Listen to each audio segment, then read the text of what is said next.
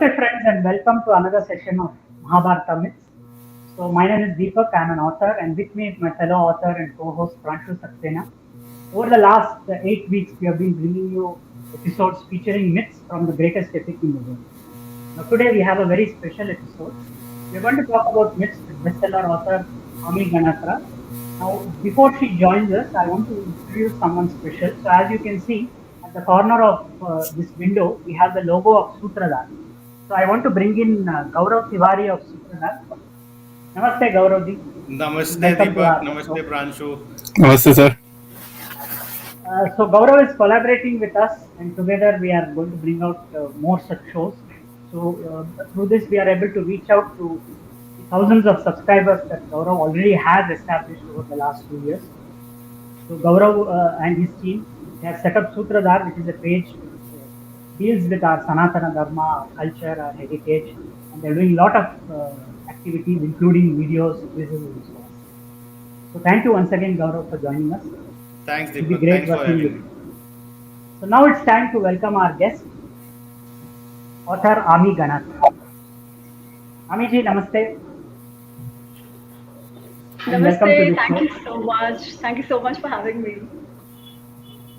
So before we start off, a quick introduction to our guest. So Ami Ganatra is an alumnus of Indian Institute of Management, Ahmedabad, and Veer Mata Jijabai Technological Institute, Mumbai. She has 14 years of experience in business consulting and has worked in different sectors. She is a student of Sanskrit and also a yoga practitioner. During the weekends, she spends time discussing texts on Itihasa and Adhyatma. So Ami is deep rooted in our Sanatana culture and our heritage. And most importantly, she has come out with a bestseller book known as Mahabharata Unraveled. Now, this is a book which is very different because both me and Pranshu also we are authors. Most authors, what we do, we retell tales from the Mahabharata. So we take up an existing tale and then present it in a different perspective. But what Tamiji has done, he has packaged the entire Mahabharata and presented it in a capsulated format. She reminds us of the entire story. She delves into individual characters, individual episodes. She takes up concepts. So Mahabharata Unraveled is a very unique book, and it's no wonder that it is a bestseller. So first of all, congrats, Amiji. The book is a bestseller, and both Bloomsbury and you must be very happy with the success of this book. So in your book, you have extensively covered myths. So that is the reason why we requested you to join us today. Because over the few weeks, we have been talking about myths in the Mahabharata. Now, before we start out with today's episode, I would request Gaurav to step in here. Now, we have been talking about myths all these days. So, what is the importance of talking about myths? Why is it that we should focus on myths? What is the reason that we should spend such a lot of time unraveling myths from the Mahabharata? So, I request Gaurav to please share his views before we start. Thank you Deepak.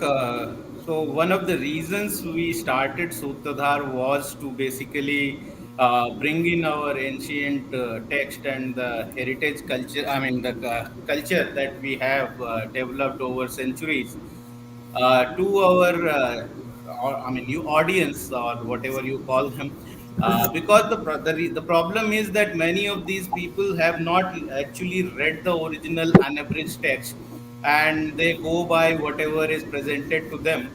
And one thing I realized that when you present something in the video format, people have the tendency to connect with it much more easily and believe whatever is told. And before starting this, I did a lot of research on YouTube and found a lot of content that is there, which is very badly researched. And it's basically people use clickbait titles, etc., and basically do whatever butchery they do with our text. So we thought that let us start building something which can basically present these stories, which are beautiful stories in the on their own. And one of the inspiration that I had honestly was Disney, because they keep presenting stories from all across the globe, these folklores. And most of these folklores have only one message, and it's that true love's kiss can solve all the problems. We have much more practical stories and with much more practical messages. And recently, I was reading Bhishma Niti, and few days back, I did a thread on Karnik's Kuti Niti. And I realized that when people basically watch this content, it is prepared from the entertainment perspective. And when you have entertainment as your focus, you basically filter out all these wisdom that is presented in these books, and that presents the message in a much more distorted way, if I can say, to the user. They are not able to understand why Yudhishthira did what he did, or why Draupadi did what she did. Because I mean, you see Yudhishthir going through the process of Vanvas, but you don't actually see how much guilt he had been living with because of what he had done in probably the intoxication of youth. So these are some of the things which we thought that it's important that it is brought to the common people, and these stories keep on influencing our culture even today. And as I was telling last time when we did a Twitter session, that there are some harmless myths, but then there are some very dangerous myths. So, for example, a harmless myth would be that Sri Krishna saved the Draupadi during in Dyut Sabha. I mean, that Sri Krishna is God. Probably he did, right? But it is not mentioned in Mahabharata per se in those many words. But then there are very dangerous myths. And one such example is that Drona rejected education to Karn because of his caste. And then this example is used by many people to present us as a casteist society. People pick up an example of Madri and then say, see, there was so much sati pratha in our ancient past. I mean, you have picked up the example of Madri but forgot about Kunti. So these are some of the things which need to be busted, and people need to be told the true story behind them, and much more importantly, the wisdom behind all these stories. And that is where Amizi, your book actually does a great job, and I really applaud the work you have done. And I was also telling Deepak that the Mahabharata tale stories that he has written, the good thing is that these stories present the wisdom but keep it entertaining, and that is where the crux lies, and that is what we are attempting to do. And we would also be writing some fictional content, but the fiction should complement the original story, not contradict it. So there was an example. I was talking to Deepak about conversation between Yuyuts and Vikarna's ghosts. He has written that conversation. It's very entertaining, and it actually complements the story. I mean, if you have read Mahabharata and read that story, you will probably believe it must have been there. You have missed it. That's how beautifully it complements it. And I'm glad that you guys have made me a part of this. And over to you guys. And I will definitely enjoy this conversation, and looking forward to it. Thanks, Deepak. Thanks, Pranshu. Thank you. And thank you, Amiji, Thank you, for Gaurav. being a part of this. So right, so let's start off with today's episode. So as we have informed, we are going to be having a discussion with author Amiji. We are going to talk about her book, and we are also going to talk about myths in the Mahabharata, many of which she has already brought out in her book. So now, Amiji, you are a management professional. You are into management consulting. So obviously, I'm sure one question you'll get is management and Mahabharata. What is the connection? But we know that there is a lot of links between the management and Mahabharata. There are even books written about Bhagavad Gita and management. So that is not something new. But being a consultant, how did you get the idea for this book? Because most people would like to start off with a fiction, a retelling or a story or something like that. How did you get the idea of this book? And most importantly, what inspired you to write?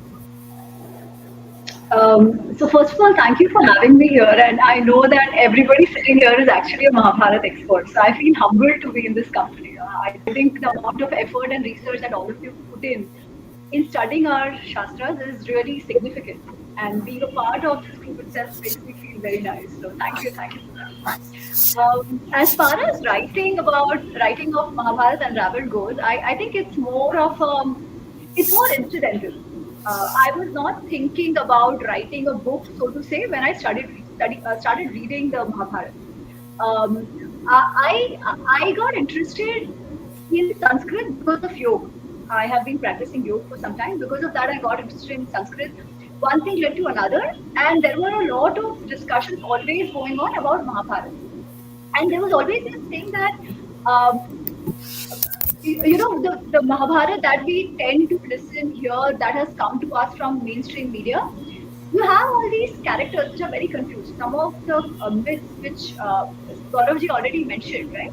The Ek Aur Pe, you see that Karna is this amazing guy, but somehow just picking up a caste, he's always being sidelined, he's being insulted, things like that. On the other hand, you have Yudhishthira, who's called a Dharmaraj, but his actions, from what we see at least, don't seem to show him as a Dharmaraj at all. Then why was he called a Dharmaraj?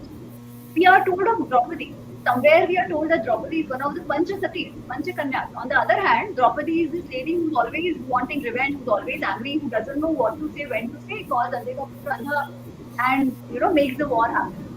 So where is the truth?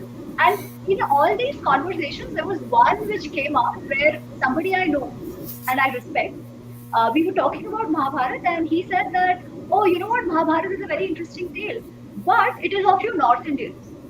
We South Indians have nothing to do with Mahabharata.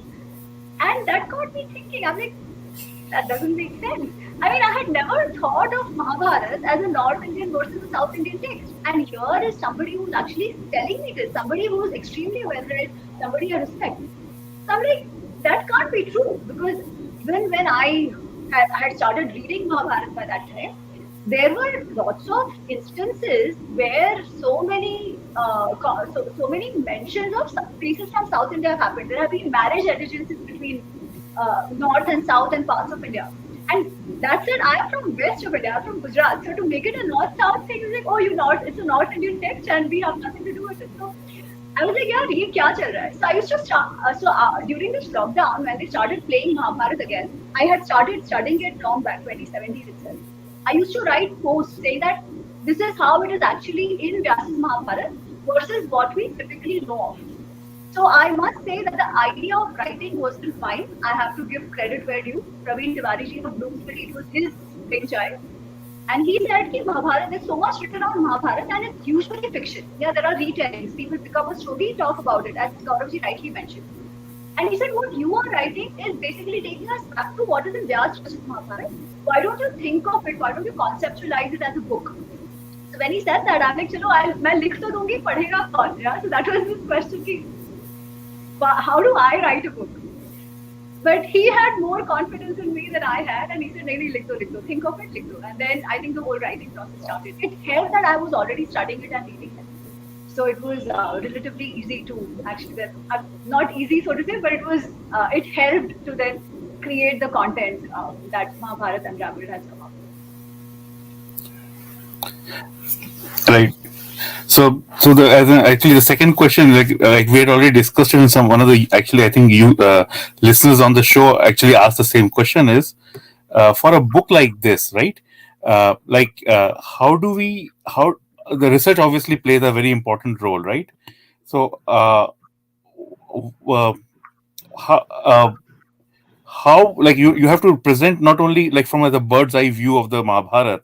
So what kind of research did you do when you approached to write it down? Like how did you frame it, like how to conceptualize it, how to break it down, and which portions to highlight? So what was your thought process on that? So I'll start with the research part and then I'll talk about the structuring part of it. Research wasn't as difficult because we are made to believe there are too many versions of Mahabharata and every version somehow is a valid version. You pick up any fiction book and that is also valid. Rashmi Rathi is also valid. Palace of Illusions is also valid. So then what is valid is the question asked, right? But frankly, if you separate out fiction written on Mahabharata versus Mahabharata text, because we have those texts. We have the Bhandarkar Oriental Critical edition of Mahabharata. That apart, there are other northern, southern recensions of Mahabharata as well. One which is captured in the Gita Press edition of Mahabharata, which has a Sanskrit shlok as well as a Hindi translation of it. In English, Vivek Debraj has done the translation of the Bori Critical Edition. But there are Bengal editions, the translation of which is done by K.M. Ganguly, which is available online also for free, right? So there are all these actual Mahabharata, which can be then classified as actual Mahabharata versus the fiction. So first step is clearing that. And it really isn't that difficult. We know what a Vyas Rachit Mahabharata. Now, in Vyas Rachit Mahabharata, versions, if we start looking at some of those, there are some differences here and there. But I'll tell you, it was very fascinating when I started exploring some of this, that many things which we think are facts are not in any of these versions. Of course, Bhandarkar Oriental Research Institute, Gori, has done an extensive exercise over 50 years where they probably have the most consistent version of the Mahabharata critical Vyas Rachit critical edition, where they had taken like 1200 plus manuscripts, and going 59, through yeah. those manuscripts, they came up with the most consistent version, right? So that is one exercise. But if you look at that version versus Gita Press version as well, of course, there are some incidences which are more in Gita Press version, which you don't find in critical edition, so to say.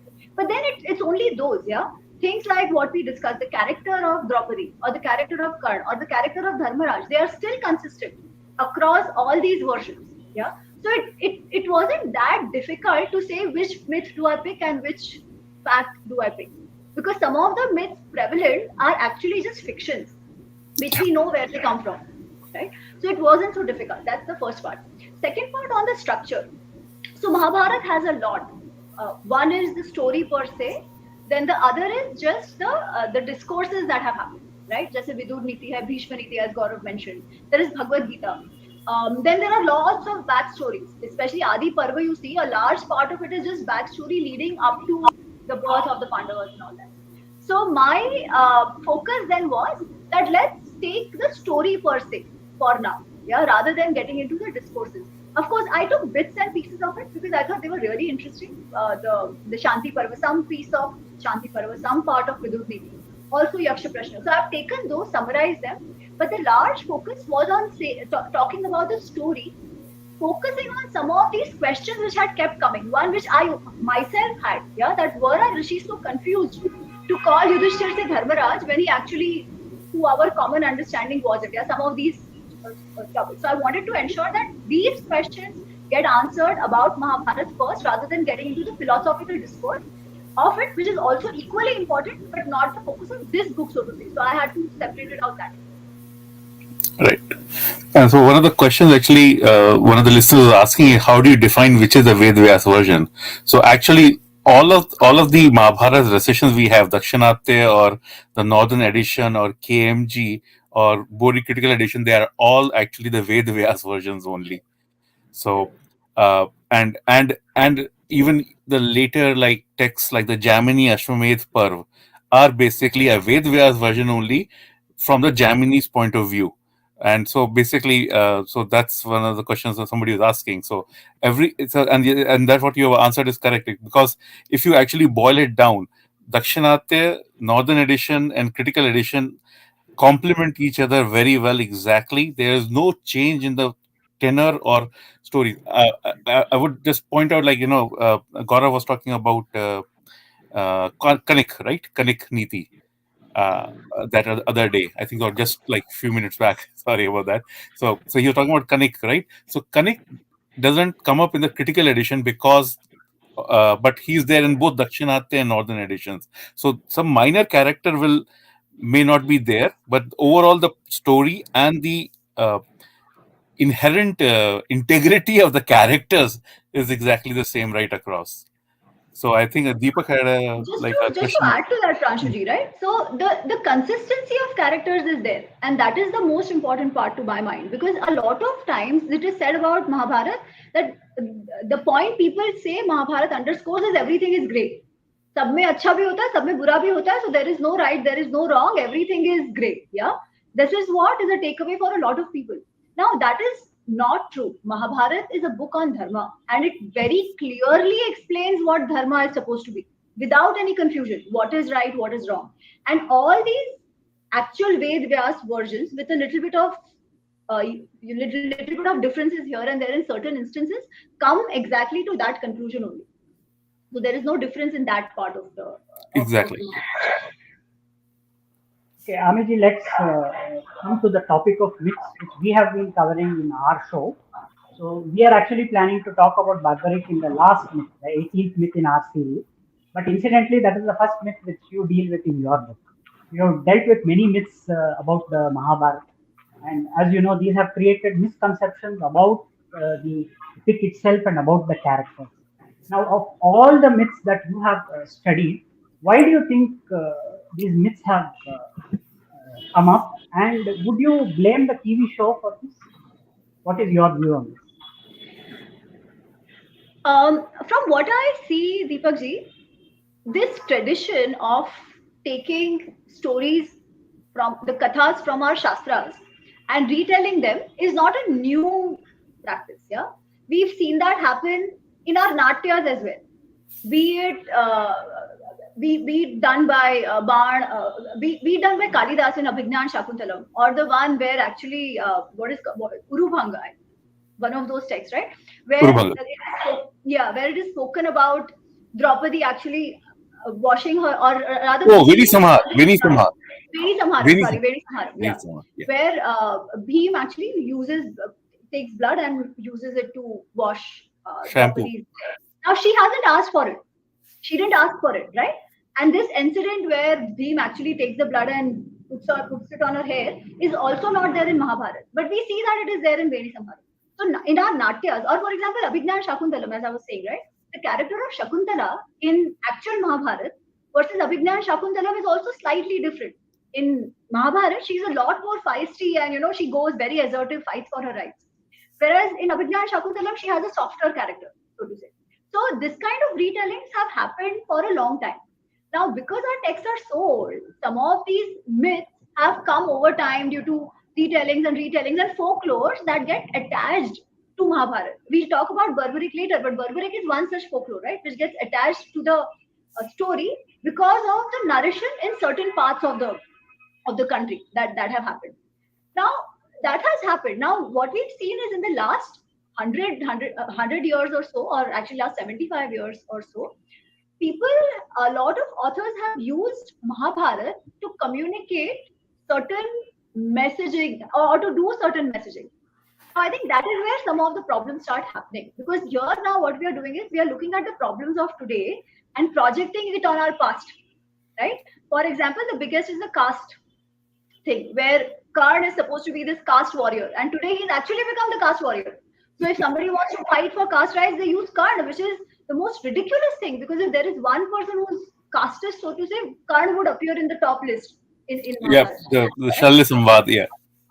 Correct. So then, but that has happened now, and people then use this the messaging used by authors to create their fiction stories, that is used to then say, "Arey, Sanatan Dharma is like this only." Everything, anytime anything is wrong in the country, people say, "Arey, Hindu Sanskriti ही ऐसा है, हमारा तो tradition ही ऐसा है," right? And they will use that basically to lash us, whip us every now and then, without really understanding what the text is.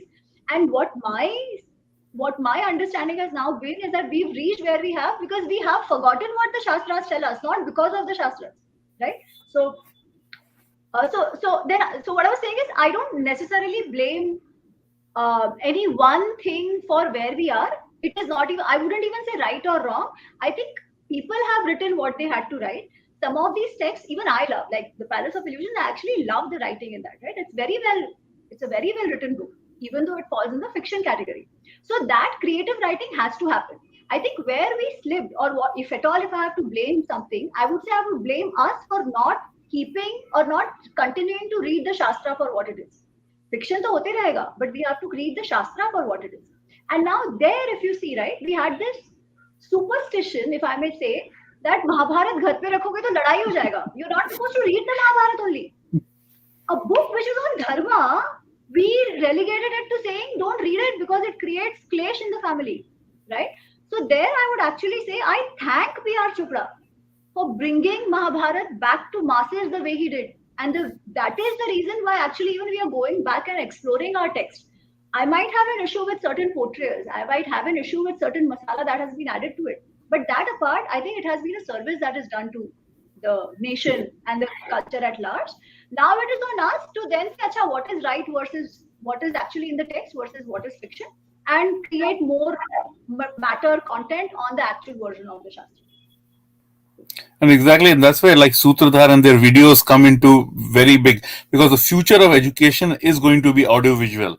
A lot of it is going to be audiovisual, because the people are already attuned to basically absorbing information now basically through visual means. So we can't put the genie back in the bottle. Like, that's how the future is going to be. 200 years from now, I don't know the books or even the text will remain. It will all be audio visual communication. So that's where Sutudar videos come in, And even 3-4 minute I ones, telling that I story. And I think it's also ease of access. People don't want to put hard work. I mean, if something is delivered to their WhatsApp inbox, they are happy to consume it and probably will share it also. There are very few people like you, Pranshu, who like read 15 versions of Mahabharata and yet want to consume more. But most of the people can want to consume it in bite size. Like, and with mobile generation, the attention span is also reducing, right? Everybody wants everything in 2 minutes.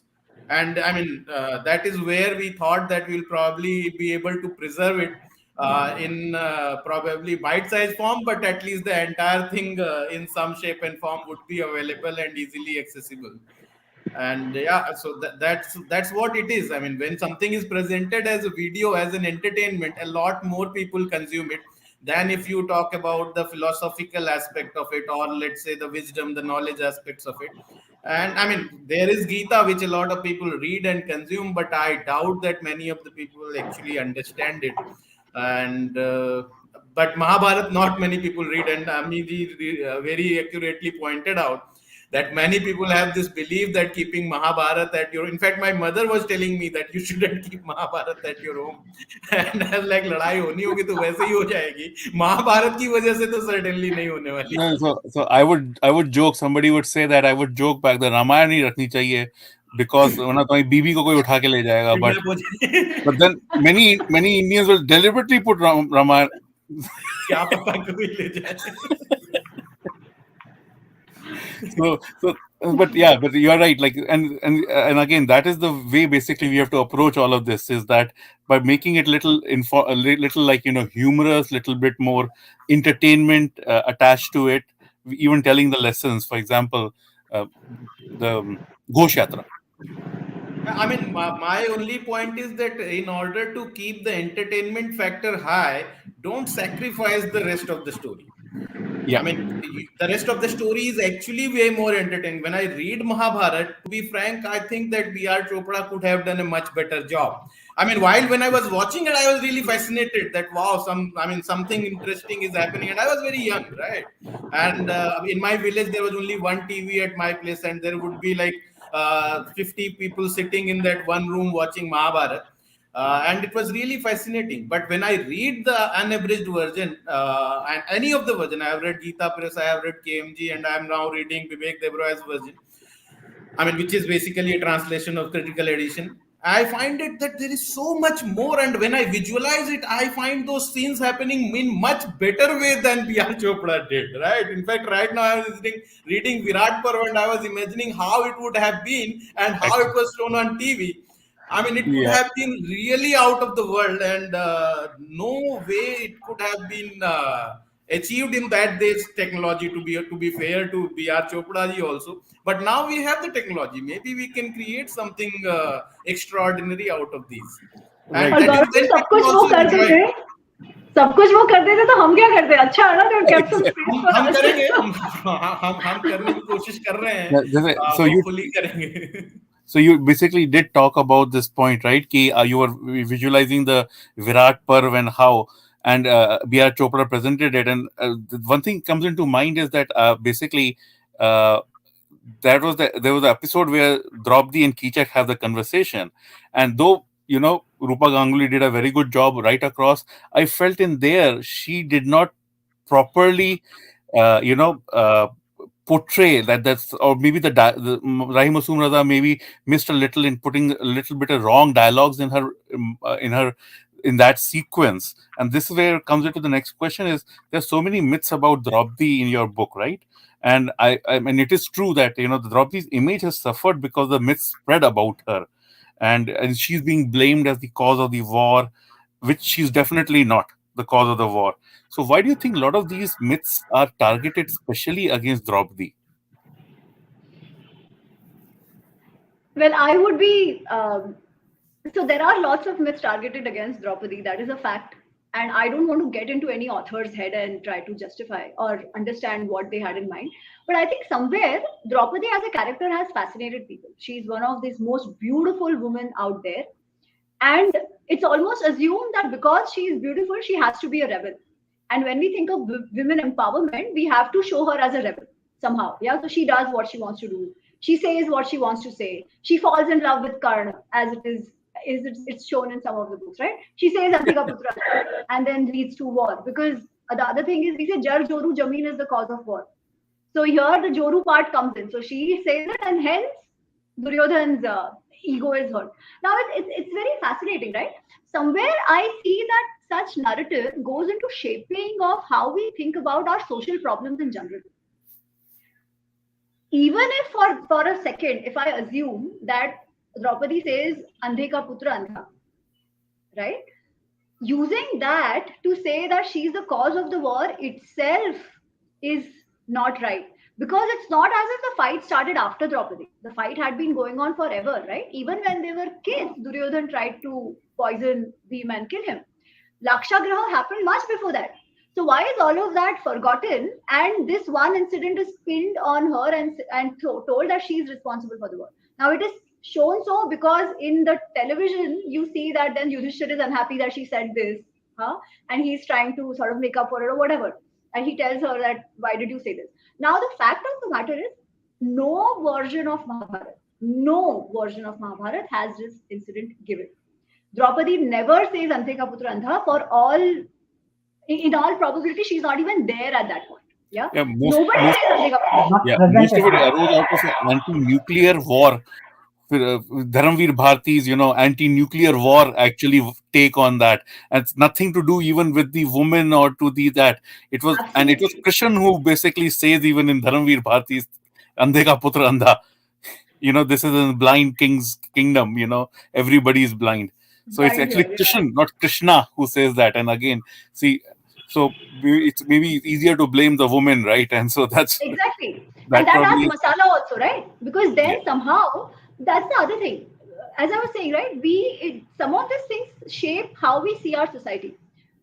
I think a lot of people, when they write about Mahabharata, they just fail to believe that Duryodhan and gang could fall to such levels that अपनी भाभी को निर्वस्त्र करने का करेंगे, है ना? They just couldn't believe कि ऐसा कर सकते हैं. So you have to give a justification to it. Now the justification to that is Draupadi did it, hence it is justified, right?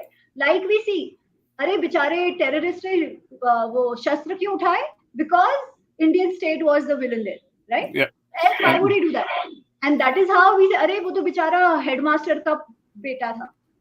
It is I not think very different revenge from is an what we easy see. justification when it comes to Bollywood. So revenge is easily understandable, and that is why most of the Correct. Bollywood narratives bring in that angle, no matter which story it is.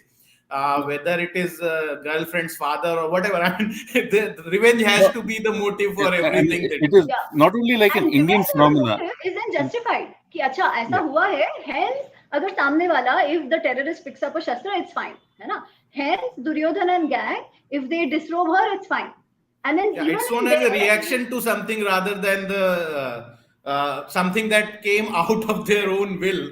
And correct, honestly, you are right. It's very difficult to understand. If you have read the Mahabharata text, then you would actually go through the journey Duryodhan goes through, right? He talks a lot about it. He talks to Shakuni about it. There are so many he builds a conversations which have new been he, filtered. he builds a new thousand pillar, Exactly. thing. Takes him about 6-7 months to build that palace, right, at Jent, Correct. where the Dut is held. So this is not something somebody doing out of like Correct. Impulse में नहीं होता वो. impulse. Exactly, there's no impulse here. This is actually a It's but very जो pre-planned. planned. but जो द्रौपदी का है ना, I would say that is mixed. I don't think Duryodhan intended to do that, so to Correct. say. That was It Karn. starts Correct. with That is That more was of her, Karn Karn who actually instigated. taking over control I there. mean, Shakuni and that prompted is why, the bet, and Karn actually prompted the disrobing part. correct, correct. And that Duryodhan did part not is get so involved, to be fascinating to honest. me Uh, that people say Draupadi loved Karna. There was something going on between them, right? He loved her and she loved him. And I was like, do you guys even How know can he someone? is the one in the entire Mahabharata who calls Draupadi Bandhiki, the only one who's ever called Draupadi Bandhiki, yeah. prostitute for marrying 5 people, right? And he says ki Correct. ek ambar dharava vivasrava, doesn't matter how you get her, without clothes also if you get her doesn't matter, because she's anyways a bandiki. So there is no ashcharya in getting her naked as well, right? Then he is the one who says get the upper garments out of everybody, and then the whole thing happens. So that actually, I don't think even Duryodhan had thought of it. This Yeah. just played out in the game, prompted by Karna. I think even And Karn then how do you also didn't justify think Karna? about it. By, yeah, No, I no. think So even Karn also did not plan and think about it. He was responding to Vikarn when he was saying this, yeah. right? Because Vikarn made a point that, "Well, how can you do this?" And then Karn said something. And I think Karn's character is something that he gets carried away when he is basically under anger 5 or दिन में ego. सबको Or, मार दूंगा, yeah, 5 दिन so में he But सबको gets मार carried दूंगा, away. having वरना And मैं maybe, there, this see, to do something of this sort means something might have been going in his head for a long time. It no, shows that, how much hatred he had for the correct, Pandavas, right? yeah, Even if correct. it was impulsive, it shows the kind of The hatred hatred part, the yes, person has in him, right? Now, the other thing to agreed. justify this, they'll say, oh, Draupadi says Sutam na Varyami. Hence, ego hurt of Karna, and hence justified, right? Even that Because is disputed to Sutam exactly. Navatyami. Now, Sutam na Varyami is an interesting one, because in Gita Press, you actually have Sutam na Varyami, right? You don't have it in the critical edition. You don't So have it in even the in Southern Gita Press, edition. Ami, it contradicts, right? In the and second actually, page, it yeah, I'm just contradicts coming to in that. Gita Press. I'm just coming to that. So in Gita Press, then they actually have a note saying that although we've written it because it was there in the manuscript, it doesn't fit well. Why? Because before and after, many times people are heard saying that Are Karna, Shalya, Duryodhan, none of them could string the bow, Kern and this himself says, Brahman did. Kern himself says later on, I couldn't do it. Correct. And later on, when when Draupadi is taken away, and this Drupad sends a pandit to the home, to the potter's home, and he asks Yudhishthir, saying that, okay, who are you? Introduce yourself. Are you a Brahman? Are you a Kshatriya? Are you a whatever? Are you a Vaishya or are you a Shudra? We just want to know who you are. And Yudhishthir says this question actually is not valid anymore, because when you actually did the Swayamvar, you did not ask for the Kula, Jati, or anything of whoever participated. You only said whoever strings the bow, right? So all this is not consistent with the Sutam Navaryami to begin with. But again I will say, even if she had said that it was a Swayamvar, she had to right to say what she wanted to say or whom she married. To use that to justify what was done to her is absolutely misplaced. And Agreed. if that is the idea people have in their mind, it shouldn't be there. She still could And have this said it is a lot something after She most all. of was the younger than women. Sadev. She was younger than Sadev, and Kern had children the age of Sadev by that time. So any woman will not be wanting a husband which is so much older, right? Just from Yeah, he the was at least 20, 21 year older than Yudhishthir, probably, right? If you see about the 10, 12 to timeline. 16, then Not so. Yudhishthir, and about 25, almost Correct. 25, then the Nakul Sadev. So Nakul, yeah. basically, that So I mean, and this is So something which most of the women of today's era are fighting for, right? The right to choose their husband. And when Draupadi did it, the same people have a problem with it. How can you refuse? Oh my God! So this really contradicts, and Gaurav, this basically, point you they, mentioned, the thing that you mentioned, right? That actually Mahabharata, we don't need masala to make it entertaining. By itself, Mahabharata is quite not just entertaining it but is also very encouraging. For example, whenever we talk of Draupadi, we only talk about Vastraharan, right? We only talk about Sutam Navaryami, some of these episodes. But Draupadi had so much more of a personality than just these episodes. There is this correct. Samvad with Satyabhama where she talks about her role as the queen of Indraprastha, right? Hmm. It's beautiful. You see, like we talk about women empowerment and all that. Here you have a woman who's empowered, who's like the chief operating officer of the entire Khandan, right? Of the entire kingdom, so to say, In the press, the yeah. way she managed it. So there's a lot more going on for Draupadi than these couple of episodes, which are used to then say कि अरे Indian women, Indian स्त्रियों पे तो हमेशा अत्याचार ही होता था. They were always used as stakes to be thrown off, somebody to be staked off in a द्यूत क्रीड़ा. नहीं ऐसे नहीं था. Even the episode of Duke is to be understood properly. It is not as simple as saying अरे सब दाव पे लगा दिया, क्योंकि दाव पे तो सबके लगाने के end में उनको लगाया था. Even after Correct. Yudhishthira lost himself, right? He bet, And I mean, bet on himself also before he started absolutely, talking about absolutely. Draupadi. Okay, so So since we have been I think talking the about Dude Karna, episode honestly is more about the intoxication the Dude causes to you, and it probably is to show how the Dude can harm you. It's worse than alcohol. I mean, your mind plays tricks on you, and you do things that you would probably not do in your right state of mind. And if you think That about is, it that way, huh, then it's probably a cautionary tale, right? Even but that Yudhishthir is could one not thing. control himself. No, but that is one thing. I would say there is another aspect to it. Because now he had started playing. He was already Hmm. in Hastinapur, right? He was under the king's instructions to play. He could Yes. not have stopped till the game was stopped. After Yeah, he could losing not have himself, he backed out. actually, Correct. yes, and after losing himself, he actually said, I have nothing more to stake. When Shakuni says, Correct. Draupadim Padaswa, stake Draupadi, right? Hmm. There also to actually invoke emotions in the courtiers. Duryodhan goes on to describe, sorry, Yudhishthir goes on to describe what a great woman Draupadi is, hoping Yes. somebody will intervene. Nobody does, right? And this whole episode plays out. Now, there's another aspect to that. If say, if say Yudhishthir had not staked Draupadi at that point, what would have happened? Was she not Karan already answers stuck? this question, to be honest. No, so we will not be talking about Arjun and Bhim. We'll be talking about Sutsom and Shutkarma as the great heroes who basically, with their mother, came and defeated. See, you see, it. No, no, So That's no. she would have, Pranshu, actually, that's the thing, she would have become a there is slave, an there is a right? verse by Karn where he actually says, when this question is asked that whether Yudhishthir even had the right to stake Draupadi, then Karn says that whether she is a dasi or she is a wife of a dasi, she still is a Correct. that's dasi. yeah. So had Correct. he not staked Draupadi, her fate was already sealed, and it could have been even worse Exactly. because Exactly. They would if she have was become slaves forever. yeah, because she was brought to the sabha, because she became the question herself. She was brought to the sabha, and so much hangama happened. But had it not happened, then it would have happened somewhere in corners, right? Some dark corners of the Hastinapur palace. But her fate was sealed. Had In she fact, not because of been the stayed. hangama, there was a chance to get out of the Correct. situation. So, And in a Yudhishthir way, says that because of In Devi Draupadi, we were Bhagwat, saved.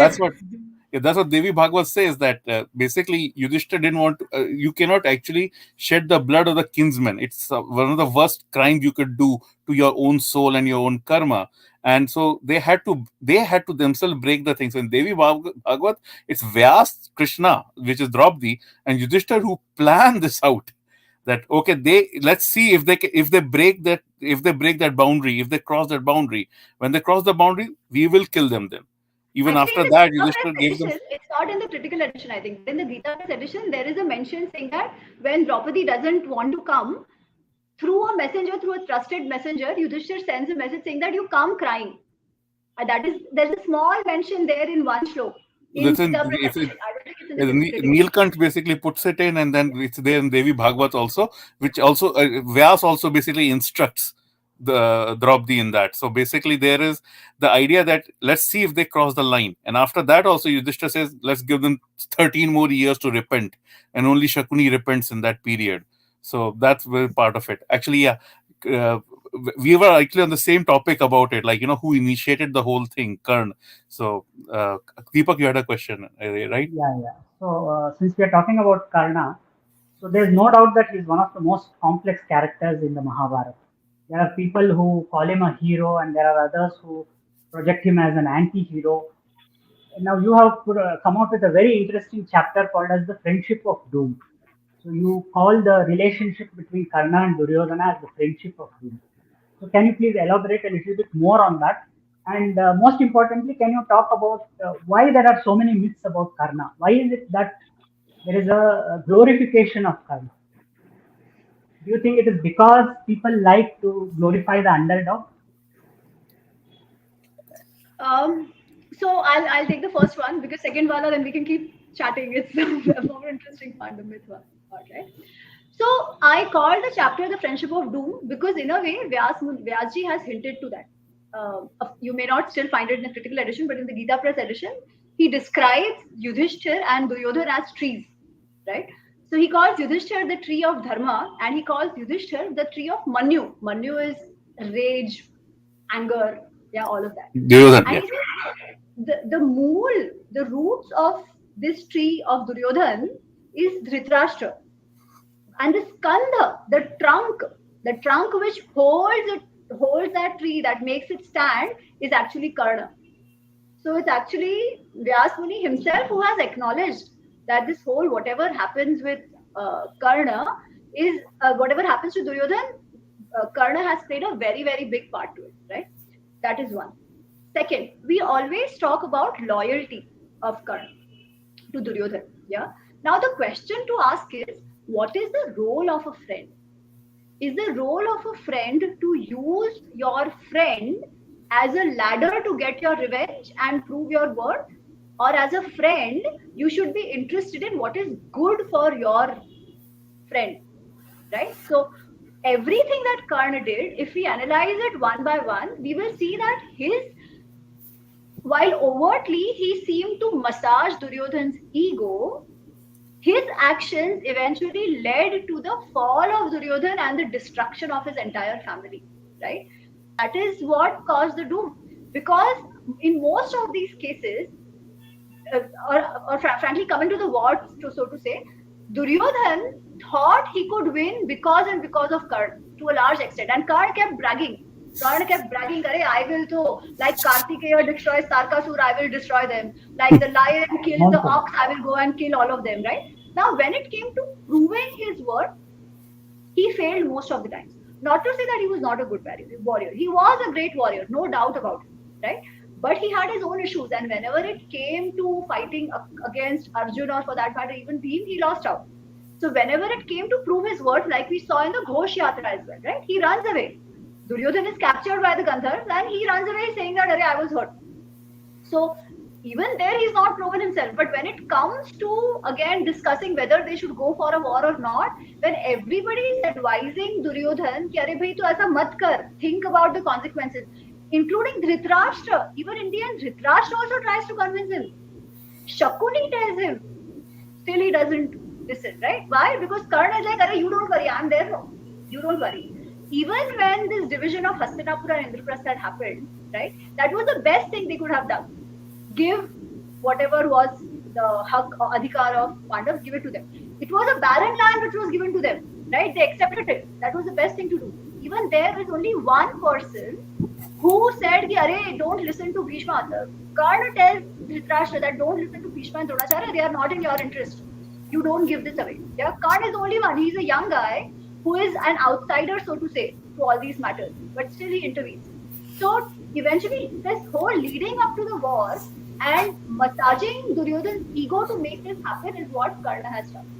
Now, in that, चलो ठीक है, he wanted to make the war happen, वो तो समझे. But then eventually, when the war did happen, he knew the war was going to happen, right? And when Indra comes to take away or to ask him for दान, right? Eventually तो मालूम था ना कि war होने वाला है, कभी ना कभी. He wanted it. Still, he gave away his Kavach Kundal. Now people think of it as a charity. Okay, fair enough. It's not easy to pull out what is yours and give it away. For sure, lot of shaurya required there. But पहली बात तो he didn't do it for free. He asked for Indrastra. In fact, he already knew that this is going to happen. Even then, there he did not think about his friend. Ki my friend is depending on me for a war, right? And this is my strength. There he thought about his own greatness.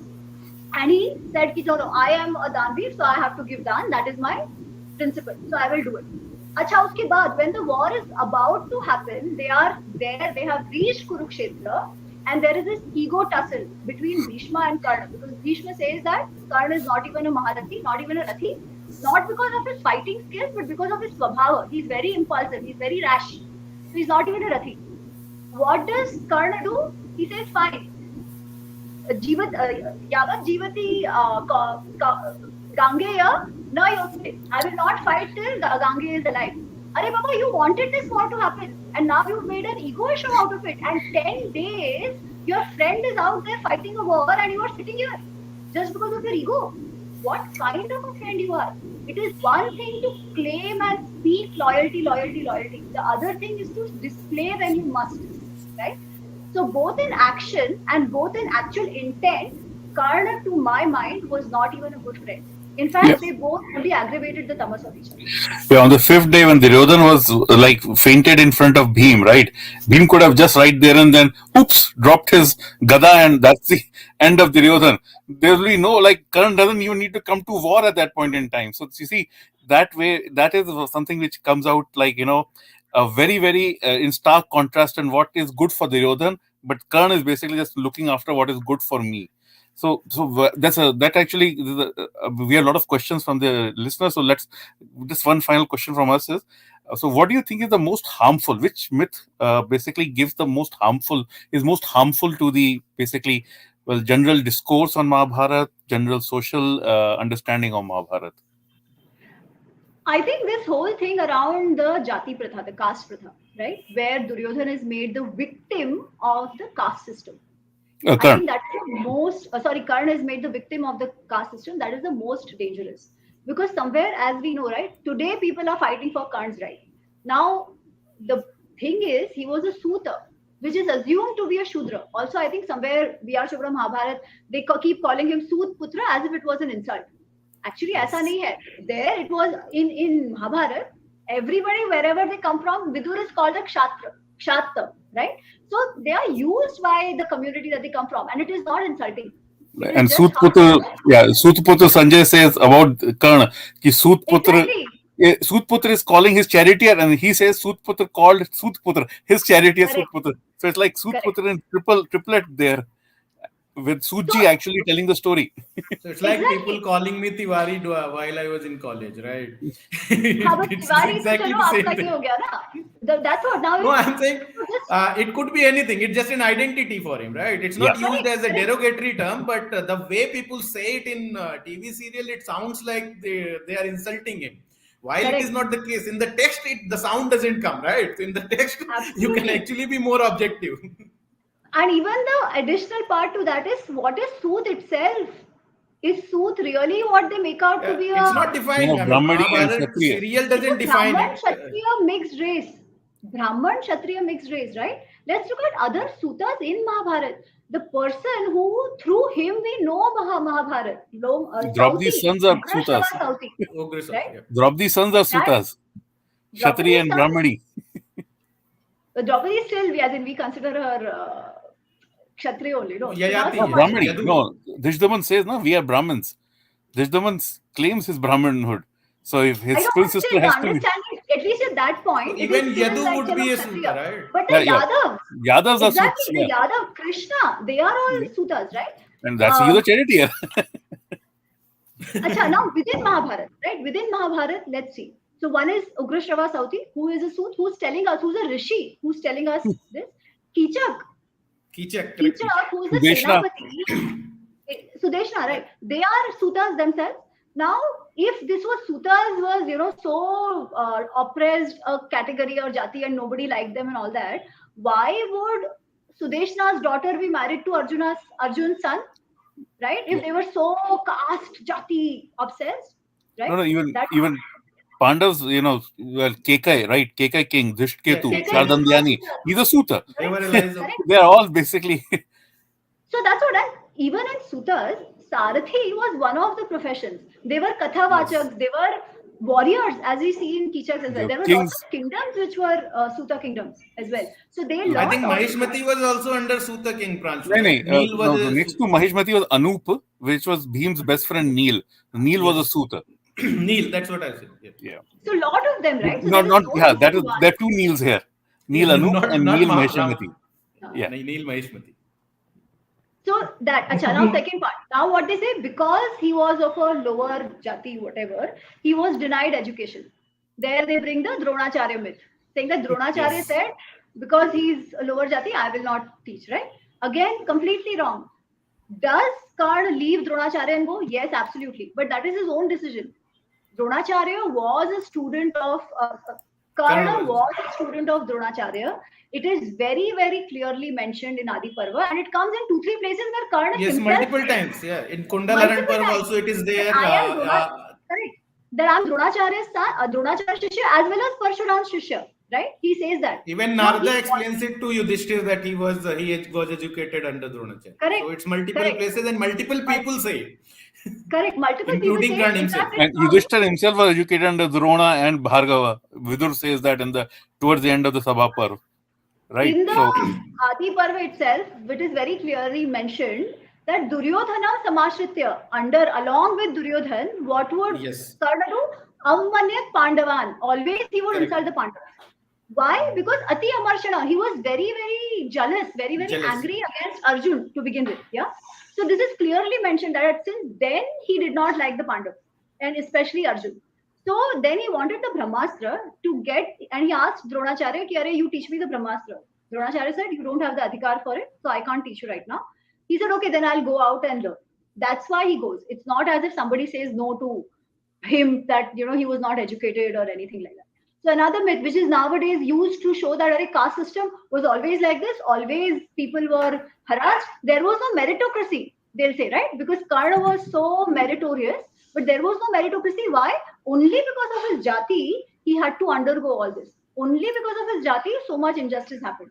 So I think this one myth around this whole jati pratha, the way it has been portrayed nowadays, is really, really very, very dangerous. Now, if you go back to Mahabharata, as all of you know, right, there are four varnas, yes, but there is no four jatis. There are multiple jatis because of mixing, right? And there are passages which come where the Nahush Prashna, it comes in Yaksha Prashna, Yes, that who's the Brahmin.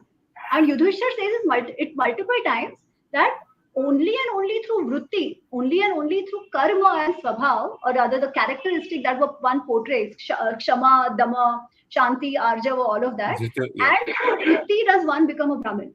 Nahush, in fact, asks him, right? But all these yeah, characters, the qualities that you're talking about could be in anybody. It doesn't only have to be in Jati Brahmin.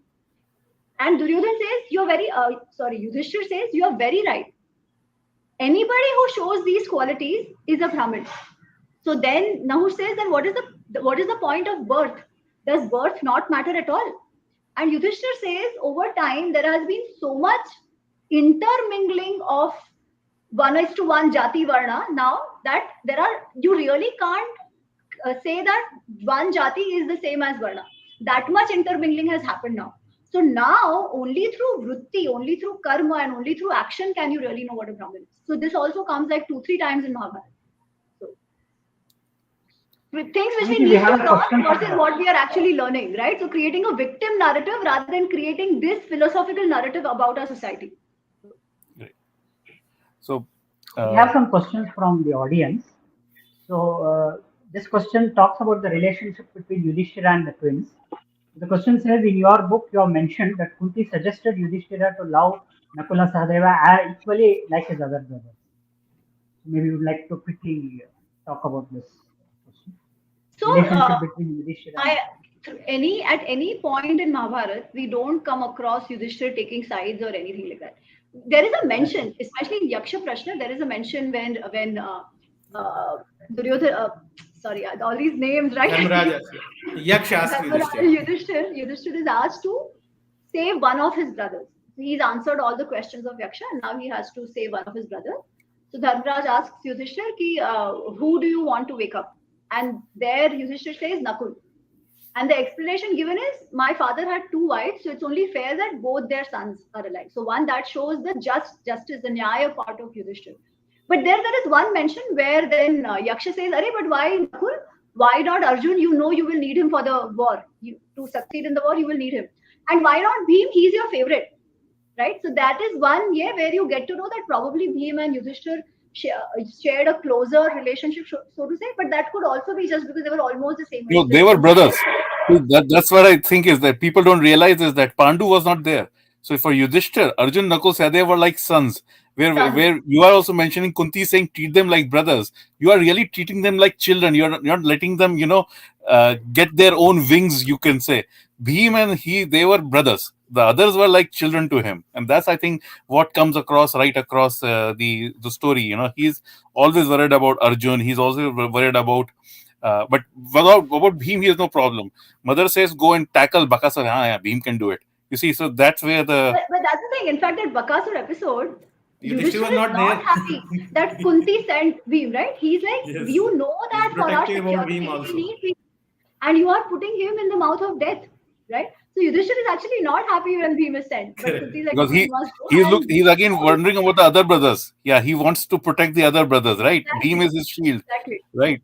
And that's where the Draupadi also realizes, she basically bypasses Yudhishthira and goes to Bhim and says, "Kill Kichak," and Correct. knowing Bhim will, and Yudhishthira will always forgive Bhim for everything, right?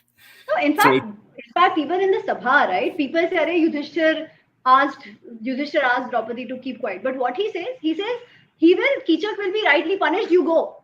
He asks her to leave, but he says Kichak will be rightly. He does mention it at that point. He doesn't say, "No, no, forgive him and go. Nothing of yours," right? yeah, Then also he tells Yudhishthir Bhim has also, mentioned. and Bhim, he tells But Bhim, then, you go out and then uproot the tree. So basically, he's actually giving that permission also to Bhim right there and then in the same sequence. so yeah, and So yeah, Bhim, of course, the most I mean, physically strong amongst all the brothers. That was there. The other thing about Bhim, I'd like to mention that people think of him as only somebody who knew Gada. That is not the case. He was actually good in Dhanush Ban and all of that also. So one of the greatest warriors along with Arjun, so to say. I Bhim is think a he was story. probably the second best on Pandava's side after No, Arjun in Satyaki, archery. Yeah, I Satyaki. mean, Satyaki was yeah, also very Satyaki was good. also, yes. Absolutely. Yeah. So yeah, exactly. Like so in Skand Purana things, one of the things is like they actually have a discussion who killed most, where the Barbary issue comes in, right? Yes, that barbaric Yeah, story that is at there, that time yes. Dushduman and Satyaki and Bhim and Arjun, all four basically supposed to have done that. Oh, another good question actually somebody asked was that were Pandavas non-vegetarians? Yeah. All Because they Kshatriyas kept were on changing, non-vegetarians. and Let's just Mridusapan is the yeah. all Kshatriyas were non-vegetarians, and there is a reason for that, right? Kshatriyas were supposed to go out and fight. They needed rajas. They had maximum, if you see sattva, rajas, tamas, if you look at the guna spectrum, Kshatriyas were supposed to fall in the sattva rajas category. Now you are what you eat, right? So one is to get that kind of rajas, you needed to eat non-veg. So that is one. Second, the time there was that people hunted their animals and they ate. And it is very, very clearly mentioned both in Ramayana as well as Mahabharata.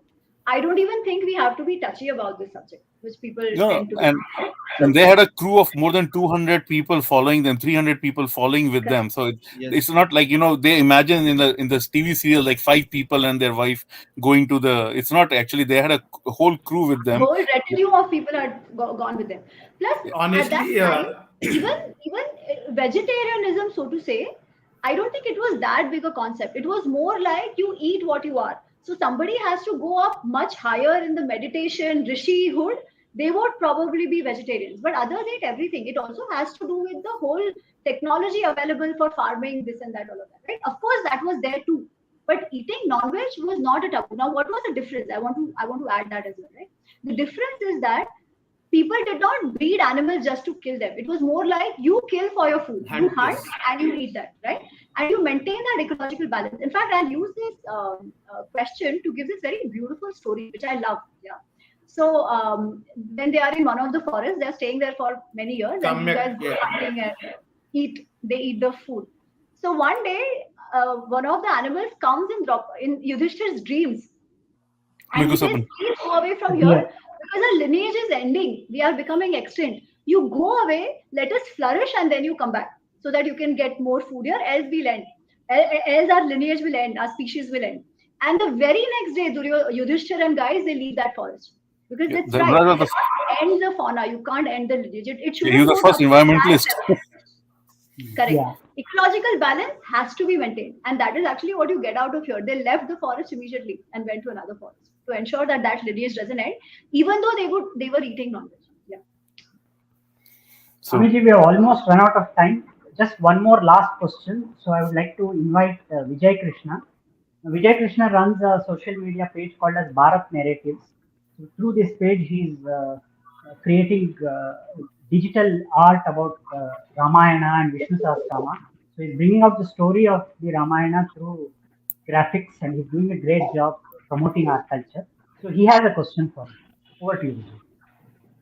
Namaste, Amiji. Namaste, everyone. Deepak, Pranshu, Gauravji. It's good to see. So I'll keep my questions short. I had two questions, but one of them fortunately was answered on Yudhishthira pawning Devi Draupadi. Why did he do, or what was his mindset? The second question is about the most famous person in the Chandal Chakodi. That is Shakuni. Now, Shakuni, if we see the common perception and the visualization in the serials, is the arch enemy. He is portrayed as a bigger villain as compared to probably even Duryodhana, Karna, and most importantly, even Dhritarashtra. Dhritarashtra is shown to be a very lame person who is influenced, whereas that's not the case in the text. So, what is your view on Shakuni? How does he kind of evolve as a character? Though he might have participated very actively in the Duk Sabha, does he change? I mean, what are the signs of change over the times? Or, was he a, in fact, let me put this question this way, was he a victim of his circumstances? Without taking out the blame. Yeah. So let me restrict my answer to what is within Mahabharata, within Vyas Rachit Mahabharata that I know, right? Because there are many other narrative stories around Shakuni that are also floating around. I think the characterization of Shakuni in our mind, the vicious character, that's thanks to Goofy Panther. He's done an excellent role in Mahabharata, so to say, and that's sort of stuck in our head, right? That vicious Yes. character, limping and all of that. Frankly, Hmm. in Mahabharata, there is no mention of his limping either, at least not that I have come across, right? So, aisa kuch nahi hai. And is he vicious? Is he supporting? Is he a part of the Chandal Chokri? Definitely, right? Is he the one who's also encouraging Duryodhan in going ahead and fighting with the Pandavas, as in the initial part of it, right? So he is a part of the Lakshagraha episode when the burning of the Pandavas, Duryodhan plans. All that he's a part of, right? But is he Hmm. really as vicious as he's made out to be? Maybe not. So even in the Dyuta Krida episode, he is playing, he is encouraging Yudhishthira to keep staking, right? Hmm. But he himself has not said anything wild to either of the Pandavas or even Draupadi, for that matter. He is not stopping anybody. He's sitting there, maybe enjoying, yeah. But he has Hmm. not said anything that really is bad, like what say Karna has done, or the way Karna has instigated. Right. In fact, there is an instance after Ghosh Yatra, which probably shows that Shakuni may have just played along with Duryodhan eventually without really believing in what Duryodhan was doing. So this happens when in the Ghosh Yatra, what happens is the Gandhars, they capture Duryodhan. Karna has run away, right?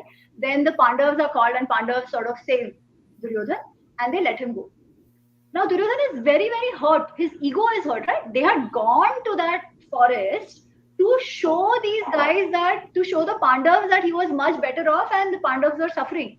Instead, here the Pandavas themselves had to rescue Duryodhana. उनके कारण से Duryodhan And had to his family. so he was very hurt. His ego was hurt. So he, after they move a little ahead, he's like, I am going to fast unto death. I don't want to go back. I cannot live with this kind of insult, what has happened to me, right? So I will fast unto death. At that point, people are trying to convince him, कि, "अरे, ऐसे मत करो." Then there is this whole story about Ka. I'm not getting into that story, but at that point, Shakuni actually tells Duryodhan, he says, "Arey, be a bigger man." Pandavas, in spite of the fact that whatever you did to them, today came to your rescue as brothers should have come to your rescue. Now you be a bigger man, give them Indraprastha. Don't be so hung up on this. Give them Indraprastha and end this. Be a bigger man, keep a larger heart, give it to them. Duryodhan doesn't listen. Duryodhan says, no, no, no, nothing doing. I'm going to kill myself. I cannot live with this. At that time, then our man Karna comes back and he's like, Arey, why do you worry? They saved you. Of course, Karna was also trying to ensure that Duryodhan doesn't sit there and kill himself. He's trying to encourage him. So what Karna says is that they saved you. It is not it is not any krupa. It's not any favor they've done to you. They are in your region. They are the citizens of Hastinapur. So they have only done what the citizens' job is, right? By saving the king. So it's no big upkar that is being done on you. So you don't take it to heart. Don't make it an ego issue. And you don't worry. Let the Vanvas and I am going to kill all the Pandavas. I will kill Arjun. So you come back. I am giving you assurance that I will do that. And Duryodhan is like, yeah, okay. Now Karna has said that I'll right? So at that point, actually Shakuni has said that be a bigger man and give it. So I'm not so sure that eventually whether Duryodhan was even doing what Shakuni was telling him to do. It was more about then Shakuni playing along as per Duryodhan's and Karna's wills. Thank Yeah, you. he was his uncle anyway, right? So I mean, So there's a delay in their publication, but Aditi's anthology hasn't come out yet. Otherwise, we could have done more discussion on this. Right. Okay, Abhijit, thank you so much for joining us. It's been an extremely engrossing and engaging session. So, in fact, I probably we can go on for another 1 hour. I mean, there's Yes, so I much to talk agree. about the Mahabharata. So maybe we can have one exclusive session on your book itself instead of just about myths, because there's so much we can talk and discuss. So once again, thank you so much for joining us. It's been a great pleasure interacting with you and especially hearing your views. And thank you so much, Gaurav, for joining us. And as usual, thanks to my fellow co-hosts Pranshu and to Vijay who have joined us. So thank you all once again for joining us. We have had a great session. So Amiji, anything you want to say before we close? No, I'll just say as you can see, right, I get lost when I talk about this topic. It's very close to my heart. The best part of today's session was that you have people who know Mahabharata, right? Who can actually who agree with me. As I've gotten things like, "Arey, she hates Karna, she's biased against That's what I Karna, will she's That's what I you will know, things that come." So it's so good to be with people who actually know it and are aligned with the views. So thank you so much for having me. Love this One, conversation. one question somebody was insisting, just like this, somebody just said, mentioned that Vasu mentioned that SS Rajmouli is planning to make a series of movies on Mahabharat. So do you think we should be worried about getting myths more propagated? Well, knowing Rajamouli, I think he gets good advisors who tell him what actually is in Mahabharata. I mean, I like Rajamouli's versions, right? So I would hope he actually does a better job rather than falling into the masala mode for it. But even then, I think we don't have to worry because now We will have more knowledge. sessions because of that. That's true, right? That's true, exactly. We can do more. We can have more videos and create this whole channel, whole content that is more indic and more true to the narrative. So why not? Maybe we can Amity is ask just Rajamouli sir his views about Karn to yeah, find yeah, out whether we should be That's worried or that's not. that's ask That's yeah. a him. I test read I somewhere have that he's for. a fan of Karna. I read somewhere that he's a fan of Karna. So let's see. We'll know when the movie comes out. Ayo. Amity, just to tell you about our show, we are covering 18 different myths. So we chose the number 18 because, as you know, it is supposed to be a magic number associated For with the Mahabharata. Mahabharata. Dharma. So we have already covered 15 myths, so another 3 myths to go. And most of the points which we discussed today, we had already spoken about it. What we do is we present facts based on sources from Critical Edition, Dr. Debroy's translation, and also KMG. So thank you once again for reiterating all these facts because coming from an author of the bestseller Mahabharata Unraveled, it helps to amplify what we have been doing all along. So once again, thank you so much. Thanks everyone, and have a great Sunday. Thank you, Deepak. Thank Thank you. you for having me. Thank you.